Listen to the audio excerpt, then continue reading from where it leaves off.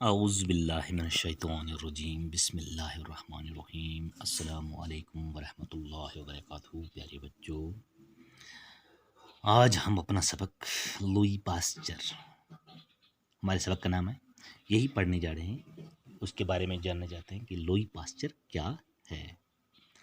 ہماری دنیا میں طرح طرح کے چرند و پرند، پیڑ پودے اور کیڑے مکوڑے پائے جاتے ہیں۔ آپ کو پتہ ہی ہے کہ اس دنیا میں چرند پرند ہیں، پیڑ پودے، کیڑے مکوڑے پائے جاتے ہیں۔ باقی جاندار چیزوں کی طرح کیڑے مکوڑوں میں بھی عجیب و غریب قسمیں ہیں۔ تو باقی ان کیڑوں مکوڑوں کی وجہ سے بہت ساری اسکن کی عجیب غریب قسمیں ہیں، کچھ چھوٹے کچھ بڑے، کوئی زمین پر رینگتا ہے کوئی ہوا میں اڑتا ہے۔ ان کی قسمیں جو ہیں بہت ساری ہوتی ہیں، کوئی زمین پر رینگتا رہتا ہے، کوئی ہوا میں اڑتا رہتا ہے، کوئی اگر ہم چاہیں تو پکڑ سکتے ہیں، لیکن کچھ کیڑے اتنے چھوٹے ہیں کہ پکڑنا تو دور، ہم انہیں دیکھ بھی نہیں سکتے۔ کچھ کیڑا اتنا چھوٹا نکا ہوئے ہیں، زائل باریک ہوئے ہیں کہ جنہیں ہم دیکھ بھی نہیں سکتے۔ ان کیڑوں کو جراثیم کہتے ہیں، ان کے جراثیم کے، انہیں صرف خوردبین سے ہی دیکھ سکتے ہیں ہم۔ ان جڑا ہے ان واسطے خوردبین نال ہی دیکھ سکتے ہیں۔ یہ نکا کیڑا جڑا جراثیم ہے، ان دیکھ سکا۔ ان جراثیم کا پتہ سب سے پہلے فرانس کے ایک مشہور سائنسدان لوئی پاسچر نے لگایا۔ یہ لوئی پاسچر ایک سائنسدان تھو، ہمیں پتہ لگا یہ کون تھو، سائنسدان تھو۔ لوئی پاسچر نے اس کو پتہ لایا ہے کہ جسم پر انسان کا ارد گرد کیڑا ہی چھڑا دکھنے والا کیڑا نہیں، بلکہ ان کی چھوٹی تعداد جی زائل باریک تعداد ہے، ان میں بھی یہ کیڑا پایا جائے۔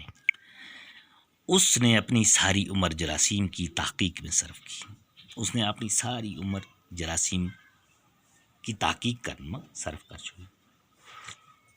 لوئی پاسچر نے اپنی تحقیق اور تجربوں سے ثابت کیا کہ انسان میں اکثر بیماریاں جراثیم کی وجہ سے ہیں۔ اس نے اپنی یہ تحقیق میں، اس کوشش تجربہ میں یہ ثابت کرے کہ انسان نہ مجھ ساری بیماری جراثیم کی وجہ سے لگے۔ یہ جراثیم ہمیشہ ہوا میں اڑتے رہتے ہیں۔ یہ جراثیم ہو یار وقت کم اڑتا ہے ہوا میں۔ ان ہی جراثیم کی وجہ سے ایک شخص کی بیماری دوسرے شخص کو لگ جاتی ہے۔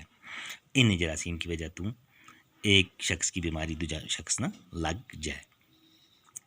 پاسچر نے کئی ایک متعدد بیماریوں کا پتہ لگایا۔ پاسچر نے مجھ ساری بیماریوں کو پتہ لگایا اور ان کی روک تھام کے لیے بہت سی دوائیں بھی دریافت کی۔ لوئی پاسچر اس سائنسدان نے ان کو ان بیماریاں کی روک تھام واسطے کوئی دوا بھی ایجاد کی۔ ان دواؤں کا استعمال سے بیماریوں پر قابو پایا جا سکتا ہے۔ ان دوائیوں کا استعمال نہ ان بیماریوں پر قابو پائے جائے۔ یہ دوائیں انسانیت کو اس سائنسدان کی عظیم دین ہے۔ یہ جو دوا تیار کی ہیں ان جراثیموں کی، یہ انسانیت نہ اس عظیم سائنسدان کی دین ایک ہے۔ لوئی پاسچر فرانس کا رہنے والا تھا، ہم اس کے بارے میں پڑھا۔ لوئی پاسچر کس کو رہنا تھا؟ فرانس کو رہنا تھا۔ وہ اپنے والدین کا اکلوتا بیٹا تھا۔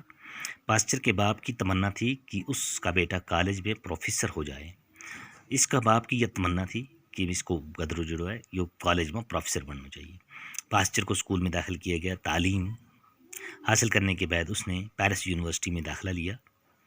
جس تعلیم حاصل کرنے کے بعد اس نے پیرس یونیورسٹی میں داخلہ لیا۔ 20 برس کی عمر میں پاسچر نے یونیورسٹی سے سند حاصل کی، اپنی سرٹیفکیٹ 20 برس کی عمر میں حاصل کی۔ اپنی محنت اور قابلیت کی وجہ سے پاسچر کو پیرس کے ایک کالج کی تجربہ گاہ میں نوکری ملی۔ تجربہ گاہ ہوگی جس نے لیبارٹری، جس میں تجربہ کیا جائے، اس میں اس نے نوکری ملی۔ یہاں پاسچر کو نت نئے تجربے کرنے کا موقع مل گیا۔ یہاں وہ کتابیں پڑھتا رہا اور نئی نئی چیزیں معلوم کرنے میں جٹ گیا۔ ایک کتاب پڑھنے کو کام شروع کی اس نے اور نئی چیز معلوم کرنے کی میں جٹ گیا۔ پاسچر نے مسلسل مختلف محنت کی، اس طرح وہ نئی چیزیں دریافت کرنے میں کامیاب ہوا۔ کامیابی نے اس کے سامنے ترقی کے راستے کھول دیے۔ اسے پیرس کے ایک ہی کالج میں پروفیسر مقرر کیا گیا۔ تو اس لیے اس پیرس کا ایک کالج میں پروفیسر مقرر کرے گی، کیونکہ اس نے مجھ ساری نئی دریافت کی تھی۔ تو میرے بچوں کی تمنا یہ سمجھ آیا ہوئے گا، تو باقی انشاءاللہ اس تو آگے ہم کل پڑھیں گا۔ باقی بس